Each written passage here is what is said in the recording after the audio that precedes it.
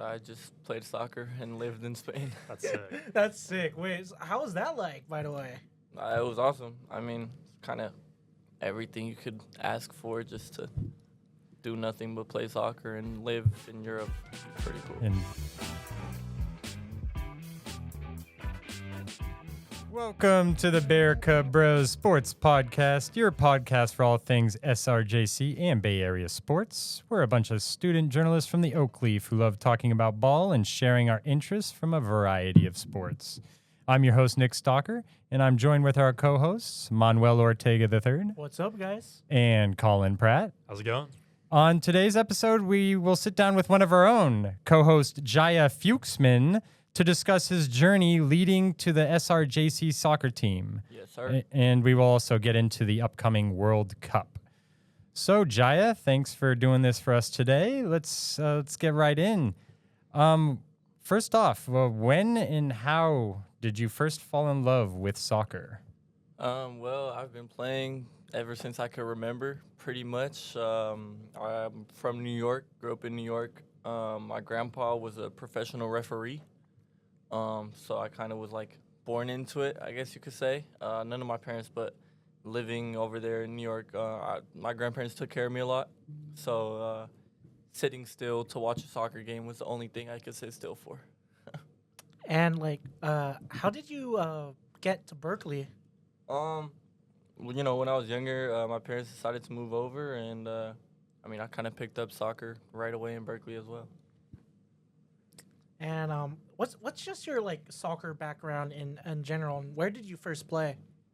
Well, I played, started in Berkeley with Mercy Soccer Club. I went over to East Shore Alliance is what it's called now. I played with Bay Oaks in high school, went to Berkeley High, played 3 years varsity with Berkeley High, and then I spent a year and a half in Spain with FC Odisea, and then now I'm over here.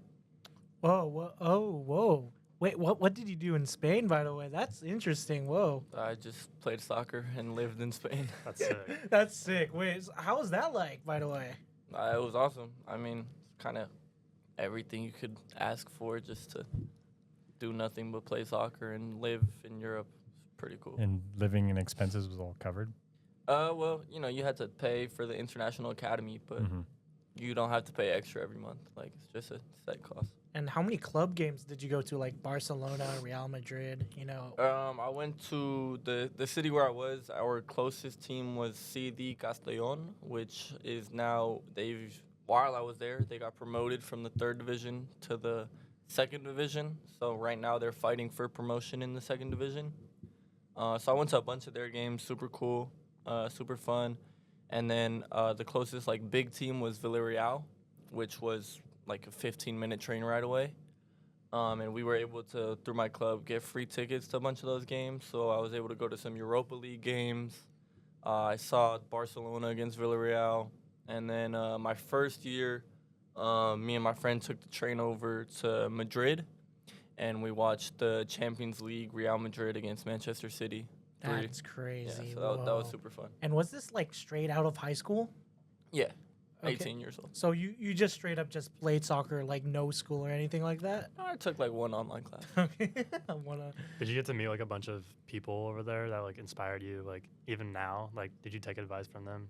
Stuff like that. Yeah, it was pretty cool to kind of see it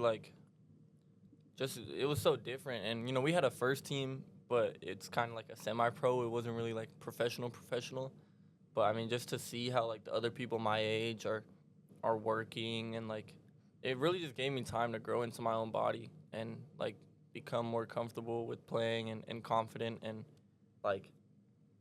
just grow as a player, as a person, as a teammate. It was amazing. There was definitely people who I looked up to and who really showed me how to be a player. And just on another note, did you have to learn how to speak Spanish over there?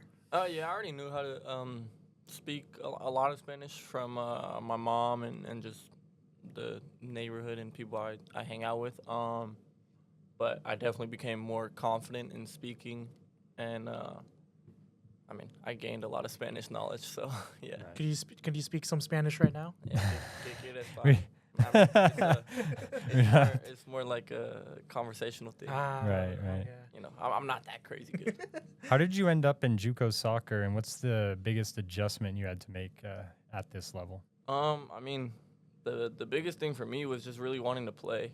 So last year in 2024, I had gone back to Spain, and then I decided to come back in December, and I really knew that I had wanted to go to college and play in college. So I was talking to some 4-year schools, but you know, nothing really ended up working out. So I had a friend on the team over here who I had played with in club, and I just asked him. I was like, "Yo, like, tell your coach about me. Like, I like, you know, give your coach my number or whatever, you know." Mm-hmm. So I came out to a training in the spring, and I did the goalie training, and Coach Dave gave me a tour of the school and showed me all the banners, and I mean, I was pretty bought in from that moment. And was there like any like other junior colleges you were thinking about, or just like it was always just this school? Well, before I had come here, I went to visit one other one a little bit closer to home. But you know, I came here and looked at the banners in our locker room, classroom thing, and talked to some of the other goalies, and I mean, I was pretty much sold. I mean, it's a beautiful campus. So. For sure. What is your role on the team? What do you do? Well, I play goalie. I like to say that I'm the first person to attack and the last person to defend. But I think that just as a team, our communication is really good.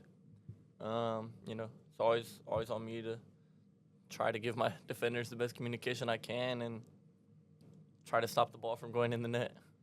Kind of an off-the-field question. How do you balance your academics, like school life and, soccer at the same time? That's a lot of responsibilities. Yeah, I mean, during the fall, we're 6 days a week, so it's not really a lot of time for other things. But, I mean, I feel like for me, it's been like this my whole life since middle school. In middle school, I would play on the basketball team as well, so I would go school, basketball game, straight to soccer practice. High school, it was like school, take a Uber to soccer practice. Like, it's always been something that I do. And, I mean, I wouldn't say I'm the best at school, but it's difficult. But, you know, when things are important, you can always find time for it. And it's just about your managing your time. And just tell me more about like the soccer team in general and how you guys did this year. Yeah, I mean, our record was really good.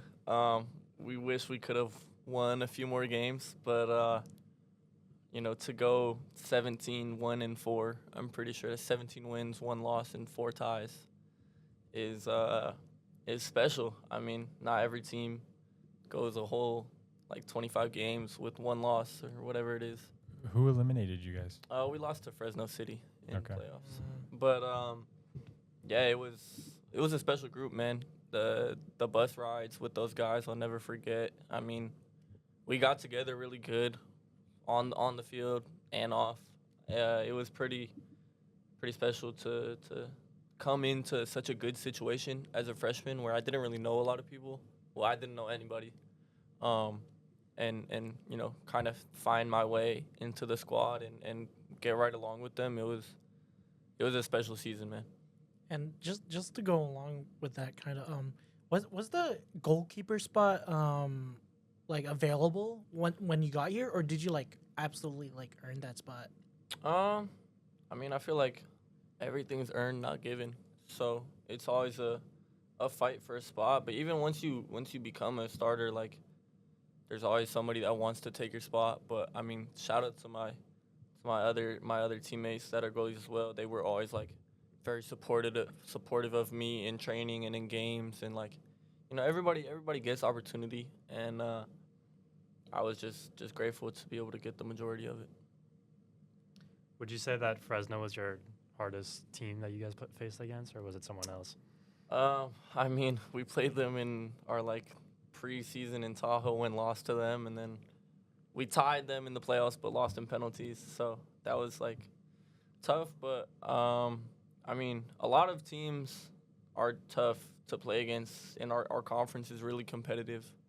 So I mean, every game you go into, like we expect to win every game, but like every game is gonna be a competitive dogfight. I mean, I think if there was one team that was really dangerous this season was Cabrillo. I know their record doesn't really say it, but they came over here and they gave us a fight. So, yeah. And just going on with penalties, I just want to know what's your typical mindset when it goes to penalties? I mean, it's tough, really. Normally, I really like penalties, and like ever since I was little, I've enjoyed them a lot. This was like the first penalty shootout that I hadn't won, so it was really tough. But you know, I just feel like all the pressure's on the kicker. There's not really a lot of pressure on me. I feel like it's just like an opportunity to. It's just me and the guy. Is it really just? Is it just like all mind games? You'd say? There's mind games. There's a little bit of skill in trying to read where the person goes. But just in general, it's like it's a spotlight moment for you, for the kicker, for the taker. So it's tough. I mean, I hope if we ever get in another penalty shootout, I could do better than I did last time. So, On an individual level, at this level, what would you say separates the good players from the great players at this particular level at JUCO? To be honest, I feel like everybody comes to a JUCO for a reason. We have a lot of players that can play in a four-year school, and if they want to play in a four-year school, the opportunity will be there. But we're all here for a reason, whether it's grades, whether it's opportunity, whether it's like outreach. You know, we're here. And I think that what separates us is kind of like the battle scars you'll get from competing in JUCO. I think it's really a special experience to spend 2 years here, and then you're going to go transfer to a 4-year, and they're going to know that, like, you've already played significant minutes.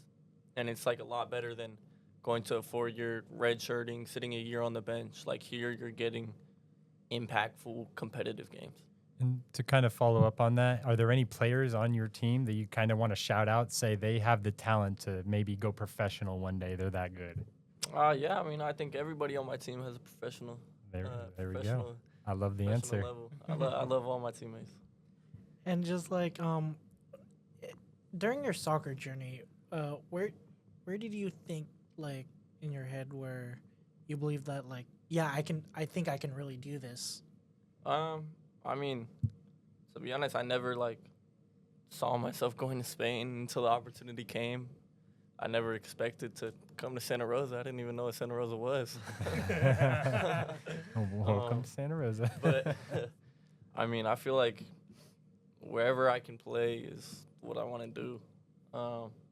It's such a special opportunity to have to continue playing past pay to play. So, you know, whatever team I can play with is what I want to do, no matter where it is, what level.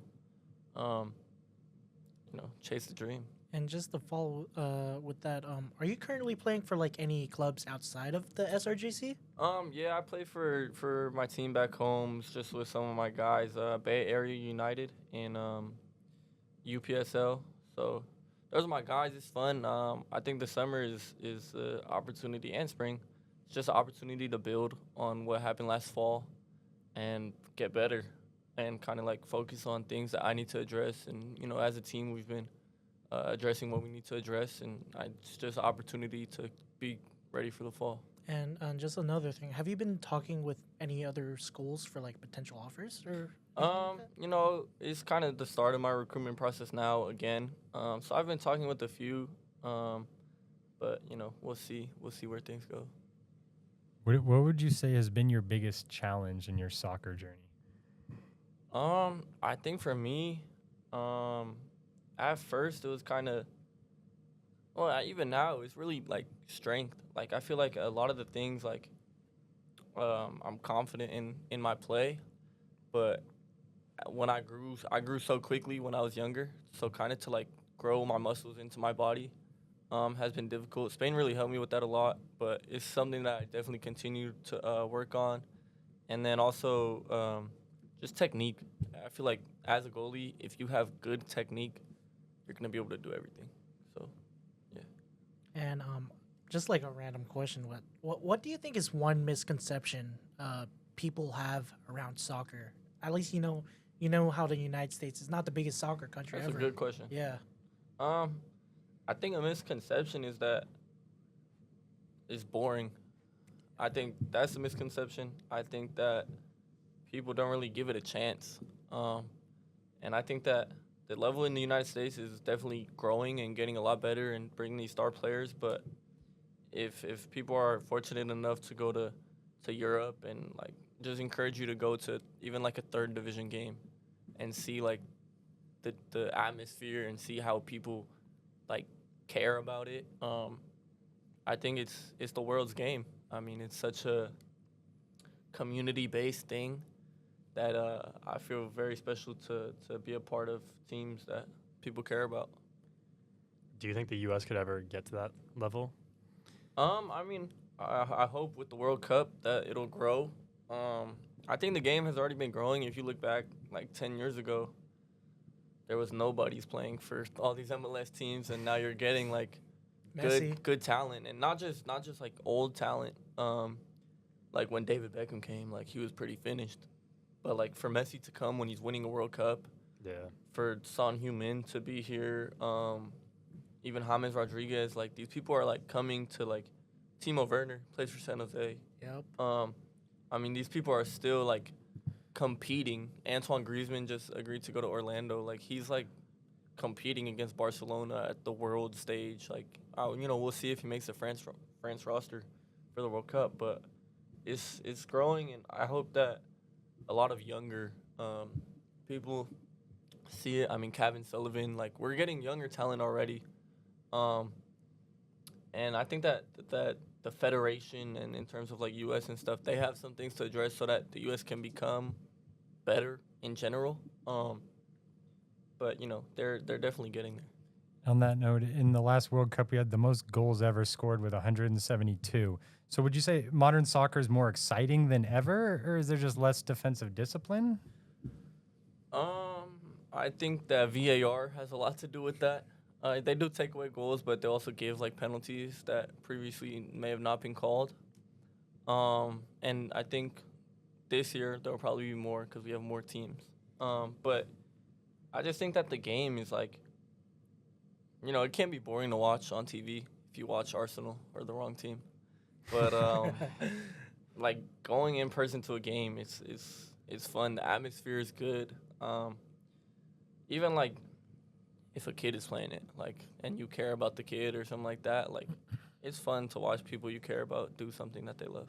Don't tell Adair that. but like how do you feel, or like how do you guys feel about like the World Cup being like here, which is kind of crazy? I was about to say that it seems really big for U.S. soccer to promote the sport in the United States with it being played in our backyard. This is a good moment. I feel like a huge moment for U.S. men's national I think team. that it's very important for U.S. soccer in general.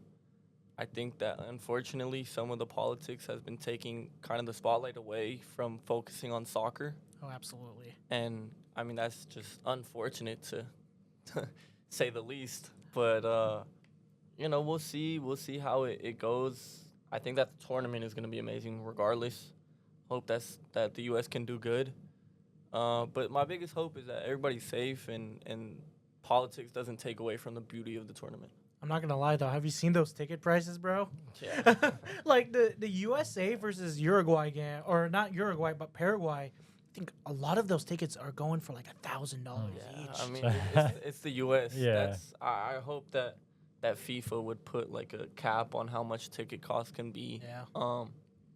But it's the U.S., man. It's gonna be a USA tax. Yeah, but by the way, how do you feel about like all these smaller countries getting into the World Cup? It's an expanded. I was World about Cup to this say, year. with the Yeah, expanded I mean- 48 teams, how do you feel about that? I think it's amazing. I mean, like teams like Haiti or Curacao, like making it. DR Congo. Even New Zealand, Yeah. like Cabo Verde.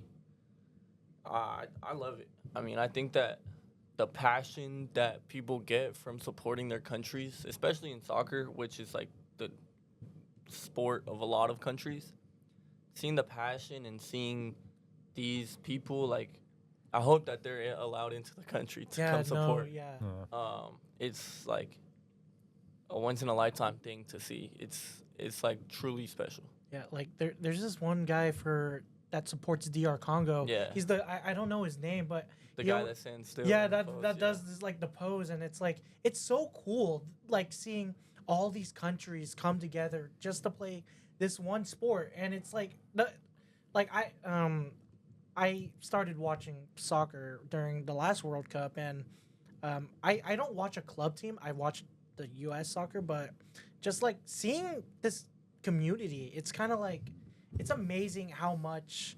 I mean, it's the world sport, Yeah. but just seeing how all these people get together, just Yeah, I mean, I think that the U.S. fans kind of get clowned on a lot by other fans, but I think that like whatever team you're looking at, like kind of like the WBC, where like, I mean, you had all these like teams with their amazing fans, but like the World Cup is just at another level. Like these fans like live and die for the country, you know? Like even the players, when the national anthem goes and like that moment, I mean, we had a playoff game, well, two at home where the national anthem was playing, and like I wouldn't call myself a patriot, but like to listen to that before you're about to play a huge game, like just gets that adrenaline going. Is there a player or country you're most excited to watch? I mean, I'm assuming the U.S. team. Is there a Yeah. player specifically or? I kind of want to see what Balogun does. He's a really special player, but also at a goalkeeper's perspective, I mean, U.S. has kind of been in a downfall ever since Oh, Tim yeah. Howard. Would you say that's our weakness on the team? I don't know about that. We'll see. We'll see where we get to. But you know, Matt Freese plays for New York, NYCFC. That's a guy that I'm watching kind of after the summer. But I think that every team is interesting, and you know, you got the top dogs. But I kind of want to see with this expanded bracket, like who's gonna be the dark horse. You know, like those teams are always fun to go for after the U.S. gets out. Do you have a dark horse pick looking at the early brackets? They're still undecided. I mean, that's tough.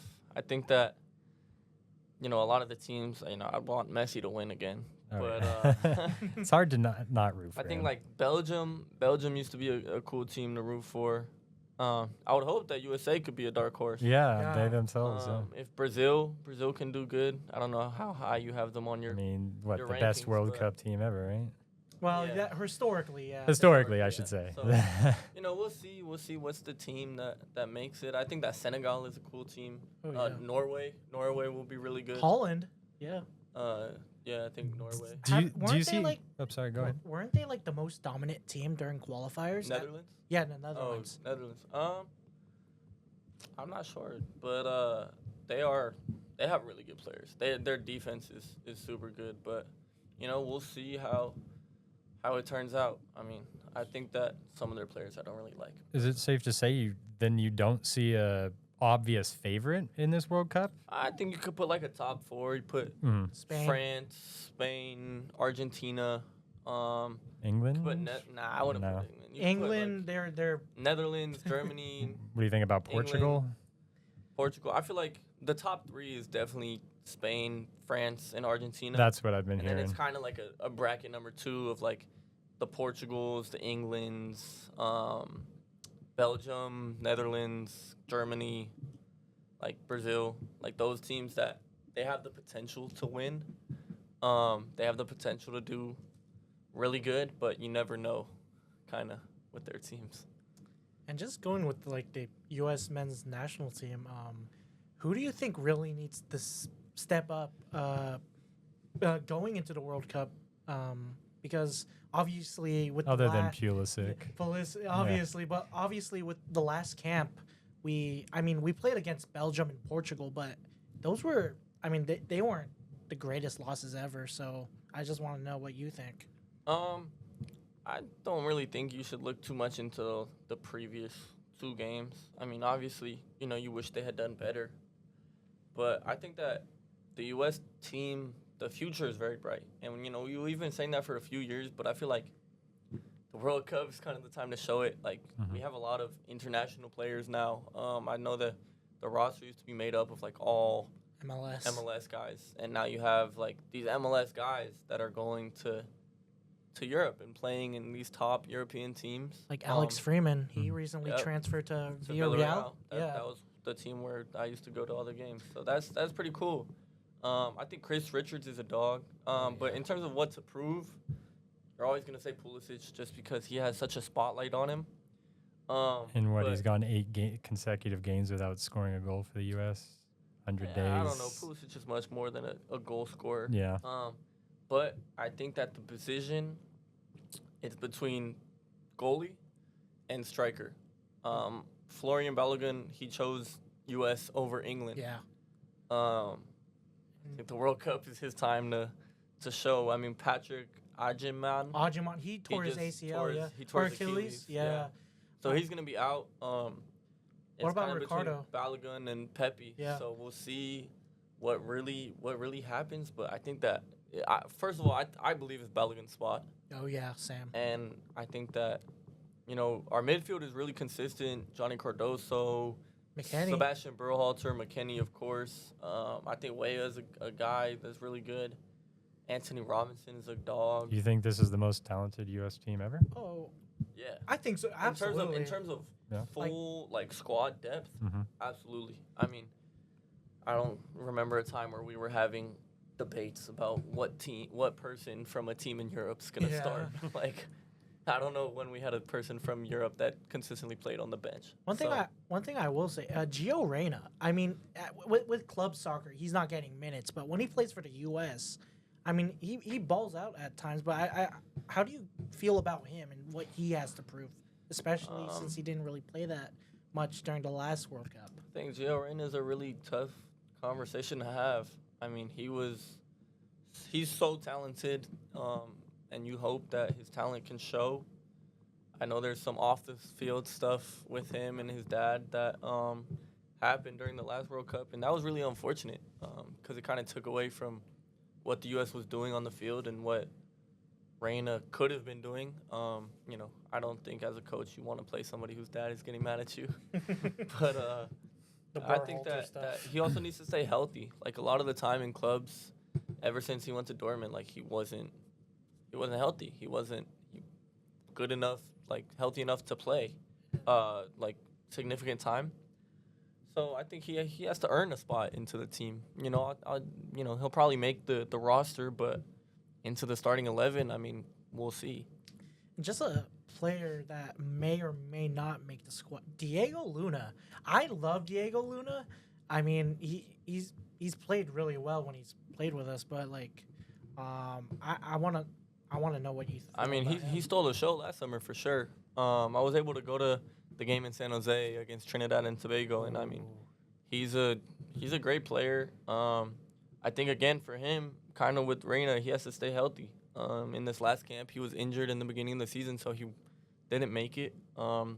We're kind of yet to see him play in a full U.S. squad, so we'll see what he can do if he makes the roster. But I think that he's a really good player, and if he's in the roster, he can have an impact.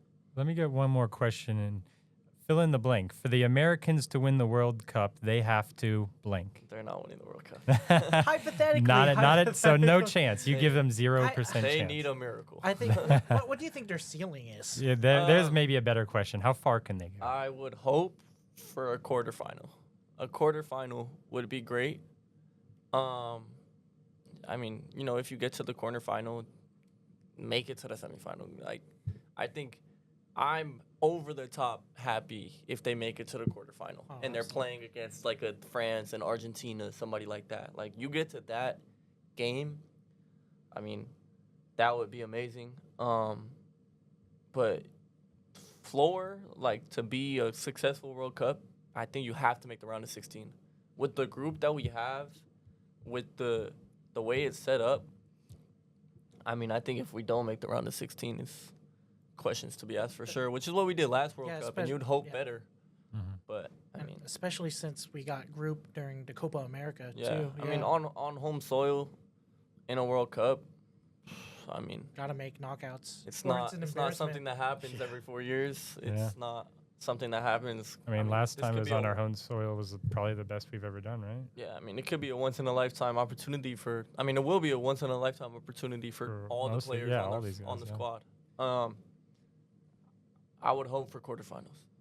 I don't really see us going past quarterfinals, but I don't really want to see us going below quarterfinals.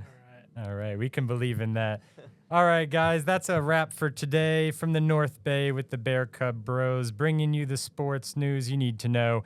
Tune in next episode as we each present our top 10 athletes in Bay Area sports history. And a special thanks goes out to, obviously, Jaiyah Fuksman for his great interview, and the one and only advisor for the Oakleaf, Ann Belden, the Oakleaf editor, Rosemary Cromwell, for helping us set up, and Jacob Miller for recording and editing this episode. We also finally want to give a special shout out to assistant coach Tom Francois of the SRJC baseball team for tuning into our podcast. Before we go, I want to say thank you to you guys for giving me the opportunity to do this. But I also want to say thank you to my coach Marty Kinahan and my goalie coach Dave Lauderette, and everybody else who helps with the team. We have a special team over here, and I'd encourage everybody to come out to a game and give us a watch. I definitely will be covering during the fall. I'll see you there, man. All right. It's a really fun team. So.